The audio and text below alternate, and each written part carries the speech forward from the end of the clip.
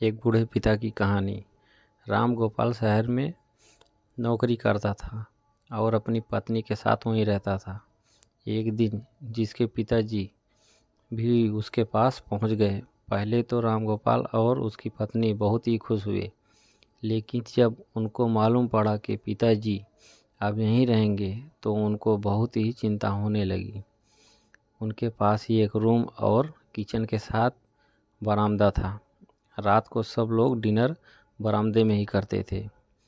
राम गोपाल के पिताजी कभी कुर्सी पर बैठकर खाना नहीं खाया था, इसीलिए जब भी वे उनके साथ डिनर करते तो बहुत ज़्यादा खाना टेबल पर गिर जाता और कभी कभी तो डिनर से प्लेट गिर जाती और टूट जाती थी।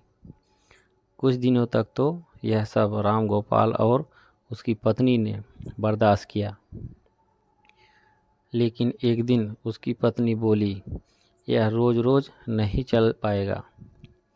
राम गोपाल और उसकी पत्नी ने अपने पिताजी के लिए लोहे का थाली बनवा दिया और उनको अब अलग किचन में ही बैठाकर खिलाते थे और जब मन करता कुछ भी बोल देते थे, लेकिन बूढ़ा बाप क्या करे, चुपचाप सुनता रहता था। समय बीतता गया और एक दिन राम गोपाल के बेटे ने पूछा, आप लोग दादाजी को लोहे की थाली में क्यों खाना देते हैं? इस पर राम गोपाल ने कहा, तुम्हारे दादाजी अब बूढ़े हो गए हैं और हर रोज़ एक थाली तोड़ देते हैं, इसीलिए उनको अलग से लोहे की थाली में खाना दिया जाता है। इसके बाद राम गोपाल के बेटे ने जवाब दिया कि जब आप लोग दोनों लोग बूढ़े हो जाओगे तो आप लोगों के लिए इससे भी अच्छी लोहे की थाली लाऊंगा।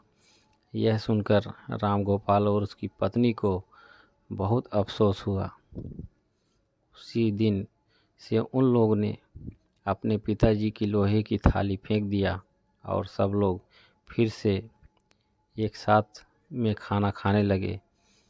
इस कहानी से हम लोगों को यही सीख मिलती है कि हम अपने बड़ों के लिए, बड़ों के साथ जैसा करेंगे हमारे छोटे भी वैसा ही हमारे साथ करेंगे। कहानी आप लोगों को कैसी लगी कमेंट करके ज़रूर बताइए।